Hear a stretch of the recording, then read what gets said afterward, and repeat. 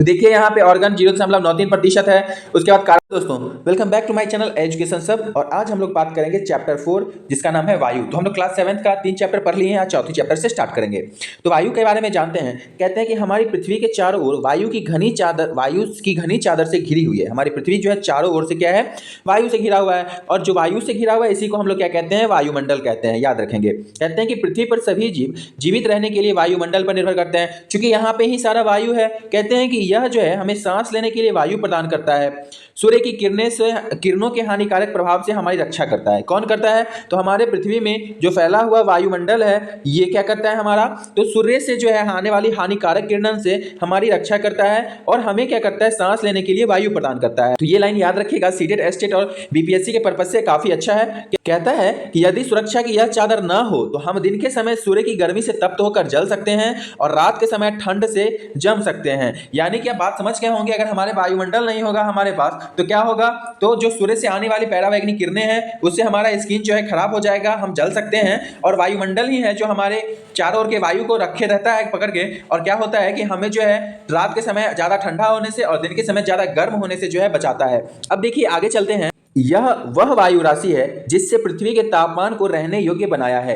यानी कि जो हमारी वायुमंडल है तो क्या क्या कर रहा है, सबसे पहले तो सारी चारों साइड से वायु से घिरा हुआ है। दूसरा चीज कि सूर्य से जो आने वाली किरण है इससे हमारी जो है क्या करता है, रक्षा करता है। हमारे वायुमंडल को क्या करता है, ना अधिक गर्म होने देता है ना अधिक ठंडा होने देता है। यानी कि जो वायुमंडल है यह वह वायु राशि है जो हमारे पृथ्वी के टेम्परेचर को क्या करता है, आपको बना के रखता है, रहने योग्य बनाता है।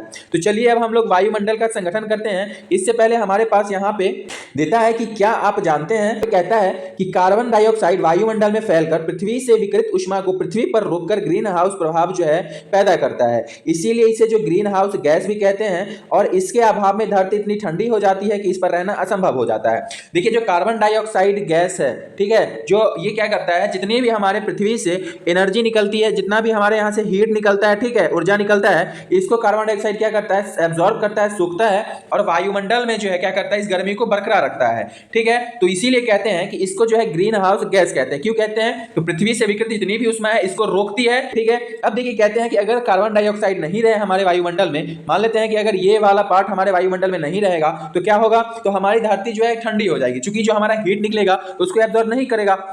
लेकिन अब एक समस्या भी है इससे, तो क्या है, तो कहता है कि जब कारखानों एवं कार के धुएं से वायुमंडल में इसका स्तर बढ़ता है तब इस उष्मा के द्वारा जो है पृथ्वी का तापमान बढ़ता है। और तो इसे हम लोग कहते हैं भूमंडलीय तापन। क्या कहेंगे हम इसको, तो भूमंडलीय तापन। तो याद रखिए कि ये कार्बन डाइऑक्साइड क्या करता है, वायुमंडल में उष्मा को बरकरार रखता है। लेकिन यही उष्मा क्या होता है कि जब हमारे कारखानों इंजनों द्वारा निकलता है तो क्या करता है, वायुमंडल एब्जॉर्ब करेगा।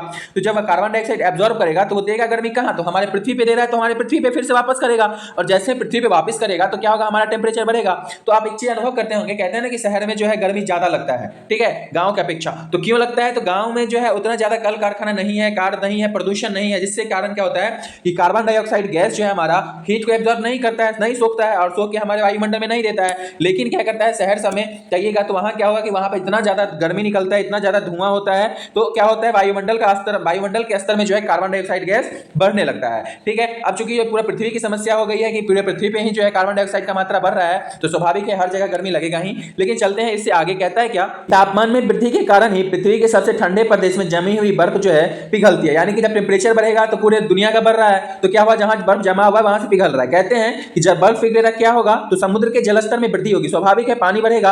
कहते हैं कि तटीय क्षेत्रों में बाढ़ आ जाता है। दीर्घ अवधि में इसके जो है कारण जलवायु में अत्यधिक जो है परिवर्तन हो सकता है, जिसके फलस्वरूप कुछ पौधे एवं पशु भी लुप्त हो जाएंगे। ठीक है, क्या हो जाएंगे, यहाँ पे आपको लुप्त हो जाएंगे। ठीक है ना, कहने का तात्पर्य है कि जब कार्बन डाइऑक्साइड का मात्रा वायुमंडल में बढ़ेगा तो गर्मी ज्यादा होगा, तो कुछ सारा जीव ठंडा में रहने वाला है तो वो मर जाएगा। तो ये सब बातें हमारे किससे थी, तो कार्बन डाइऑक्साइड से। तो इसमें याद रखने योग्य बातें क्या हैं, तो आप देखिएगा कि सबसे पहले जो है ये भूमंडलीय तापन यानी कि ग्लोबल वार्मिंग कहते हैं। जब हम क्या होता है, जब हमारी ऊष्मा बढ़ती है, पृथ्वी का तापमान बढ़ता है, तब इसको हम लोग ग्लोबल वार्मिंग कहते हैं। दूसरा पॉइंट, कार्बन डाइऑक्साइड जो है वायुमंडल में क्या करता है, ग्रीन हाउस प्रभाव को जो है पैदा करता है। ठीक है, यानी कि जब क्या करता है, ऊष्मा को रोकता है और ऊष्मा को रोकेगा तो ग्रीन हाउस गैस पैदा होगा। ठीक है, तो अब हम लोग वायुमंडल के संगठन का अध्ययन करेंगे। तो कहता है कि जिस वायु का उपयोग हम सांस लेने के लिए करते हैं वास्तव में वह अनेक गैसों का मिश्रण होता है। कहते हैं कि नाइट्रोजन तथा ऑक्सीजन ऐसी दो गैस है जिनसे वायुमंडल का बड़ा भाग बना है। याद रखिएगा कि नाइट्रोजन और ऑक्सीजन ये दोनों मिलाकर के क्या है, लगभग जो है आपको सारी की सारी जो है वायुमंडल में आ जाता है। जैसे कि 78% है नाइट्रोजन और 21% है ऑक्सीजन।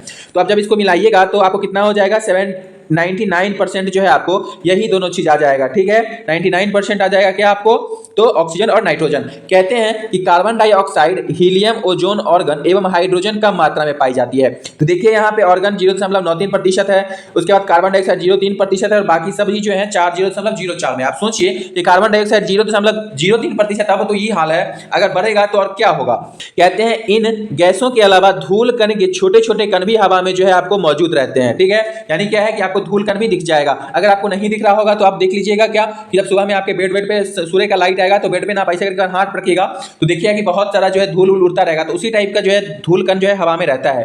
कि वायु के विभिन्न संगठनों के प्रतिशत आपको कहां है, तो 4.1 में दिया गया है, हम लोग पहले ही बात कर लिए हैं। आगे भी कहता है कि नाइट्रोजन वायु में सर्वाधिक पाई जाने वाली गैस है। तो ये लाइन काफी इंपॉर्टेंट है कि आपको वायु में सर्वाधिक कौन सी गैस पाई जाएगी, तो आपको नाइट्रोजन पाई जाएगी। कहते हैं कि जब हम सांस लेते हैं तब फेफड़ों में कुछ नाइट्रोजन भी ले जाते हैं, यानी कि जब हम सांस लेने का काम करते हैं, यहां से मान लीजिए कि हम सांस ले रहे हैं नाक से, तो क्या करेंगे, हम ऑक्सीजन के साथ साथ नाइट्रोजन भी जो है थोड़ी मात्रा में लेते हैं। लेकिन क्या है कि जो हम नाइट्रोजन लेते हैं उसे फिर बाहर निकाल देते हैं तुरंत कार्बन डाइऑक्साइड गैस के साथ। लेकिन कहें तो अगर पौधों की हम बात करें तो अपने जीवन के लिए जो है उनको भी नाइट्रोजन की आवश्यकता होती है। तो वे सीधा जो है क्या करते हैं, वायु से नाइट्रोजन नहीं लेती हैं। यानी कि हम लोग सीधा लेते हैं लेकिन पेड़ पौधे क्या है, सीधा नहीं लेते हैं। कहते हैं ये मृदा तथा कुछ पौधों की जड़ों में रहने वाले जीवाणु वायु से जो है नाइट्रोजन लेकर इसका स्वरूप बदल देते हैं जिससे पौधे इसका प्रयोग कर सकें। यानी कि जीवाणु के द्वारा जो है ये लोग क्या करते हैं, नाइट्रोजन लेते हैं, अवशोषित करते हैं। कहते हैं कि ऑक्सीजन वायु में प्रचुरता से मिलने वाली दूसरी गैस है। पहला नाइट्रोजन था और दूसरा जो है आपका ऑक्सीजन है। कहते हैं कि मनुष्य तथा पशु सांस लेने के लिए वायु से ऑक्सीजन प्राप्त कर लेते हैं। देखिए अब हम लोग क्या करते हैं, वायु से ऑक्सीजन प्राप्त करते हैं सांस लेने के लिए। वहीं अगर हरे पादप की बात करें, वृक्षों की बात करें, पेड़ पौधों की बात करें, तो वो प्रकाश संश्लेषण के द्वारा जो है ऑक्सीजन उत्पन्न करते हैं। ठीक है, यानी क्या है कि देखिए जितना ऑक्सीजन हम लोग लेते हैं उसी हिसाब से जो है वो लोग कार्बन डाइऑक्साइड गैस लेते हैं और ऑक्सीजन जो है छोड़ते हैं। ठीक है, तो क्या होता है, एक मात्रा संतुलन बने रहता है। लेकिन अगर हम पेड़ों को सफाया कर दें, अगर हम जंगलों का नाश कर दें, तो कहां से बरकरार रखेगा, नहीं रखेगा। तो आने वाले समय में क्या है कि हम लोग कार्बन डाइऑक्साइड के कारण जो है इतनी गर्मी उत्पन्न होगी जिससे हम लोग का जो है विनाश हो जाएगा। लेकिन देखिए आगे कहते हैं कि इस प्रकार वायु में ऑक्सीजन की मात्रा समान बनी रहती है। यदि हम वृक्ष काटते रहे तो यह संतुलन बिगड़ जाता है। तो हम ये बात पहले ही बोले हैं। आगे देखिए कहते हैं क्या कि कार्बन डाइऑक्साइड अन्य महत्वपूर्ण गैस है। अब क्यों है, तो हरे पादप अपने भोजन के रूप में कार्बन डाइऑक्साइड गैस का ही प्रयोग करते हैं। चूंकि अगर वो नहीं उपयोग करेंगे तो फिर ऑक्सीजन कहां से देंगे, इसलिए क्या है कि कार्बन डाइऑक्साइड गैस काफी इंपॉर्टेंट रोल निभाता है। कहते हैं कि ऑक्सीजन वापस हमको कर देंगे। फिर मनुष्य जो है और पशु कार्बन डाइऑक्साइड बाहर निकालते हैं। मनुष्यों तथा पशुओं के द्वारा बाहर छोड़ी जाने वाली कार्बन डाइऑक्साइड की मात्रा पादपों द्वारा प्रयोग में की जाने वाली गैस के बराबर होती है और जिससे जो है यह संतुलन क्या है, आपको बना रहता है। लेकिन अगर यही संतुलन बिगड़ जाएगा, ठीक है, क्यों बिगड़ेगा, तो जैसे मान लीजिए कोयला तथा खनिज तेल आदि ईंधन का जो हम लोग प्रयोग करते हैं तो कार्बन डाइऑक्साइड मात्रा काफी मात्रा में जो उत्सर्जित होता है, तो ये जो है आपको गड़बड़ा जाएगा। कहते हैं वे वायुमंडल में प्रतिवर्ष करोड़ों टन कार्बन डाइऑक्साइड की बढ़ोतरी करते हैं। परिणाम स्वरूप जो है कार्बन डाइऑक्साइड का बढ़ा हुआ आयतन पृथ्वी पर जो है मौसम और जलवायु को प्रभावित करता है। याद रखिएगा कि जब कार्बन डाइऑक्साइड का मात्रा वायुमंडल में बढ़ेगा तो क्या होगा कि पृथ्वी पर जो मौसम है और जलवायु है उसको भी काफी प्रभावित करेगा।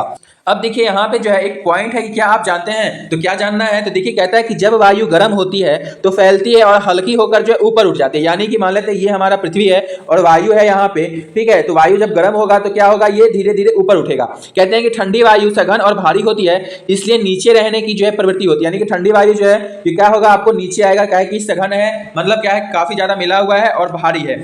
फिर देखिए कहते हैं कि गर्म वायु के ऊपर उठने पर आसपास के क्षेत्रों में जो है ठंडी वायु रिक्त स्थान को भरने के लिए वहां आ जाती है। यानी क्या है, जब गर्म वायु ऊपर आएगा तो ठंडी वायु जो है क्या होगा, इसके जगह को भरेगा, ठीक है, और नीचे आ जाएगा। कहते हैं कि इस प्रकार जो है वायु चक्र चलता रहता है। यानी सीधा समझिएगा कि गर्म वायु जब गर्म वायु जो है क्या होता है, ऊपर उठता है, तो ऊपर उठेगा तो यहाँ पे जो है क्या होगा, आपको जगह खाली होता है, ठीक है। अब जब ये जगह खाली होगा तो क्या करेगा, फिर ठंडी वायु जो है राशि इसमें अपना जगह भरेगी और यही जो है वायु का चक्र जो है आपको क्या होता है, चलते रहता है, ठीक है। और इसी को हम क्या कहते हैं, वायु चक्र कहते हैं। आगे चलते हैं। तो अब आते हैं वायुमंडल के संरचना पे। देखिए ये आपका जो है सीटेट का हो, बीपीएससी का हो, ठीक है, टीआरई का हो, इस सब की दृष्टि से जो है काफी इंपॉर्टेंट है। तो कहता है क्या यहाँ पे कि ध्यान दीजिएगा यहाँ पे कि हमारा वायुमंडल जो है आपको 5 परतों में विभाजित है। कितना परत का बात किया यहाँ पे आपको? तो 5 परत का बात किया। कहता है कौन कौन? तो कहते हैं कि ये सब जो है आपको पृथ्वी की सतह से शुरू हो जाता है, यानी कि जो हमारा अर्थ है, मान लेते हैं कि हमारा अर्थ है और अर्थ में मान लेते हैं ये हमारा जमीन है, ठीक है, और ये हमारा जो जमीन हो गया, तो यहां से जितना भी उठने वाला चीज होगा, तो यहां से हमारी पृथ्वी शुरू हो रही है, तो यहीं से हमारा जो है क्या होगा, सतह आरंभ हो जाएगा। तो सबसे पहले वाले को क्या कहते हैं हम लोग? क्षोभ मंडल कहते हैं। फिर दूसरे वाले को क्या कहेंगे? समताप मंडल कहेंगे। तीसरे वाले को क्या कहेंगे? तो मध्य मंडल कहेंगे।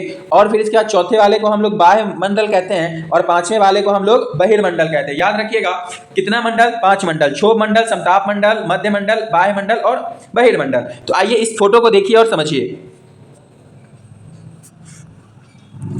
तो देखिए हमारी पृथ्वी हो गई है और ये हमारा पहला वाला परत जो है क्षोभ मंडल हुआ, दूसरा वाला क्या हुआ? हमारा समताप मंडल है। फिर देखिए तो आपको तीसरा वाला मंडल जो है आपको मिल जाएगा, ठीक है, तो मध्य मंडल है, चौथा वाला बाह्य मंडल है और पांचवा वाला जो है क्या हमारा बहिर्मंडल है, ठीक है ना। अब देखते हैं इसके बारे में अध्ययन करते हैं। तो देखिए यहाँ पे समझ में आएगा कि ये हमारी पृथ्वी है। यहाँ पे देखिए माउंट एवरेस्ट का फोटो दिया हुआ है, ठीक है, और माउंट एवरेस्ट की ऊंचाई कितनी है? तो आपको 8848 मीटर, ठीक है ना, याद रखिएगा। अब देखिए कहते हैं कि सबसे पहले हमारा आता है क्षोभ मंडल, ठीक है, ये हमारे जहां से हम लोग रहते हैं वहां पे। दूसरा आता है हमारा क्या?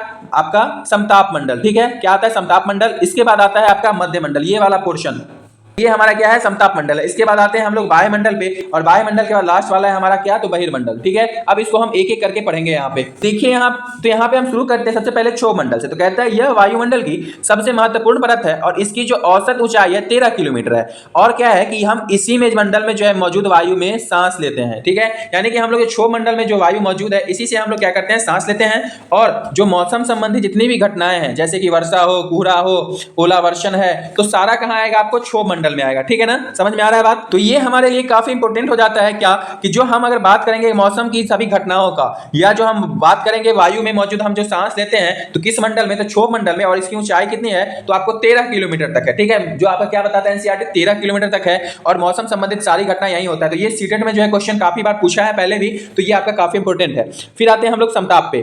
तो देखिए समताप में क्या कहता है कि क्षोभ मंडल के ऊपर का भाग जो है आपको समताप मंडल कहलाता है और यह लगभग जो है आपको 50 किलोमीटर की ऊंचाई तक फैला। पहला कितना था? तो पहला आपको 13 किलोमीटर था और दूसरा वाला कितना है? आपको 50 किलोमीटर है, याद रखिएगा। कहते हैं कि यह परत बादलों एवं मौसम संबंधित क्रियाओं से जो है मुक्त होता है, यानी कि क्या है आपका समताप मंडल में जो है मौसम संबंधित कोई क्रिया नहीं होता है। ये इंपॉर्टेंट लाइन है।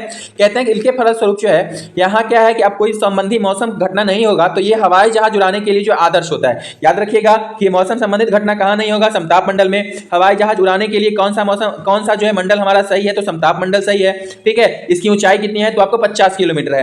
फिर देखिए कहते हैं कि समताप मंडल की एक महत्वपूर्ण विशेषता यह है कि ओजोन गैस की परत होती है। यानी क्या है कि जो आपका समताप मंडल है इसी में जो है ओजोन गैस का भी परत आपको मिल जाएगा। यानी 3 पॉइंट हुआ इसमें। पहला 50 किलोमीटर तक, दूसरा मौसम संबंधित कोई घटना नहीं होगा, तीसरा जहाज उड़ाने के लिए जो है आपको अच्छा स्थिति है, चौथा क्या हो जाएगा? आपका ओजोन का हो जाएगा। कहते हैं ओजोन क्या है? ये क्या करती है? तो सूर्य से आने वाली जो हानिकारक किरणें हैं इनसे जो है हमारी गैसों से हमारी रक्षा करता है। कौन? तो ओजोन। अब देखिए हम लोग मध्यमंडल की बात करते हैं। तो मध्यमंडल क्या है? तो यह वायुमंडल की तीसरी परत है और यह समताप मंडल के ठीक ऊपर होता है। यानी कि हमारा सबसे पहले क्षोभ मंडल, फिर समताप मंडल, फिर जो है हमारा आता है मध्य मंडल। तो ये मंडल जो है तीसरा वाला है, कहते हैं ये समताप के ठीक ऊपर आता है। कहते हैं कि इसकी ऊंचाई जो है लगभग 80 किलोमीटर तक फैली हुई। यानी कि पहला आपका 13, ठीक है, पहला 13, दूसरा 50 और तीसरा जो है 80 किलोमीटर तक। कहते हैं कि अंतरिक्ष में प्रवेश करने वाले उल्का पिंड जो है इसी परत में आकर जल जाते हैं। तो याद रखिएगा कि मध्य मंडल में क्या होता है? तो आपको जो उल्का पिंड है, ठीक है, ये कहां जलता है? तो आपको मध्य मंडल में जलता है, तीसरे वाले परत में जलता है, ठीक है ना। अब देखिए आगे बात करते हैं हम लोग किसका? तो बाह्य मंडल का, ठीक है। तो बाह्य मंडल कौन सा हो जाएगा आपका? तो चौथा मंडल हो जाएगा, ठीक है। कहते हैं कि बाह्य वायुमंडल में बढ़ती ऊंचाई के साथ तापमान जो है अधिक तीव्रता से बढ़ता है, ठीक है। याद रखिएगा कि जब हम समताप के बाद मध्य में, मध्य के बाद बाह्य मंडल में जाएंगे तो हमारा जो टेम्परेचर है, ठीक है, क्या है? टेम्परेचर वो बढ़ेगा, ठीक है। कहते हैं कि आयन मंडल इस परत का एक भाग है। यानी कि जो आपका बाह्य मंडल है इसको हम लोग आयन मंडल इसी के अंतर्गत आता है, एक परत है बाह्य मंडल का। कहते हैं कि यह जो है 80 से लेकर के 400 किलोमीटर तक फैला हुआ है। कौन सा? तो जो हमारा बाह्य मंडल है चौथा वाला परत है, ये कहां से है? तो 80 से लेकर के 400 किलोमीटर तक जो है आपको फैला हुआ है। इसके अलावा रेडियो संचार के लिए इस परत का उपयोग होता है। यानी कि बाह्य मंडल का हम लोग क्या करते हैं? रेडियो संचार जो हमारा होता है वो हम इसी में करते हैं। कहते हैं कि वास्तव में पृथ्वी से प्रसारित रेडियो तरंगे इस परत पर, ठीक है, क्या होती है, जाती है और पुनः जो है पृथ्वी पे परावर्तित हो जाती है। यानी कि अगर हम बात करें बाह्य मंडल का, ठीक है, बाह्य मंडल में क्या होता है कि पृथ्वी से रेडियो तरंगें जाती हैं और फिर से क्या करते हैं, ये वापस आ जाती हैं। ठीक है, अब देखिए कहते हैं क्या, ये वायुमंडल हमारा हो गया। अब हम आते हैं बहिर्मंडल में। तो वायुमंडल हमारा कहां तक था, तो आपको 400 किलोमीटर तक था। अब देखिए कहता है बहिर्मंडल का, तो कहता है कि वायुमंडल के सबसे ऊपरी परत को हम लोग क्या कहते हैं, बहिर्मंडल कहते हैं। और यह जो है वायु की पतली परत होती है यहाँ पे। ठीक है, याद रखिएगा कि यह जो बहिर्मंडल है क्या है, वायु की पतली परत है। और यहाँ पे हल्की गैसें जैसे हीलियम एवं हाइड्रोजन आदि जो है अंतरिक्ष में क्या है, आपको तैरता हुआ मिल जाएगा। ठीक है ना, यानी अभी तक हम लोग आपको क्या देखे हैं, तो देखे हैं कि वायुमंडल में कौन कौन सा मंडल था हमारा, तो क्षोभ मंडल था, समताप मंडल था, मध्य मंडल था, बाह्य मंडल था और बहिर्मंडल था। तो ये चारों आपके सीटेट के पर्पस से, एस्टेट के पर्पस से, टीआरई के पर्पस से जो है काफी इंपॉर्टेंट हो जाता है। ठीक है, इस चैप्टर को हम लोग 2 पार्ट में करेंगे, काफी थोड़ा बड़ा चैप्टर हो जाएगा। तो कल हम लोग मौसम जलवायु और इसके बाद वाला चैप्टर करेंगे। ठीक है, तब तक इस वीडियो को वीडियो देखिए और लाइक सब्सक्राइब जरूर कीजिए। चलिए, धन्यवाद, थैंक यू, बाय बाय, मिलते हैं फिर कल।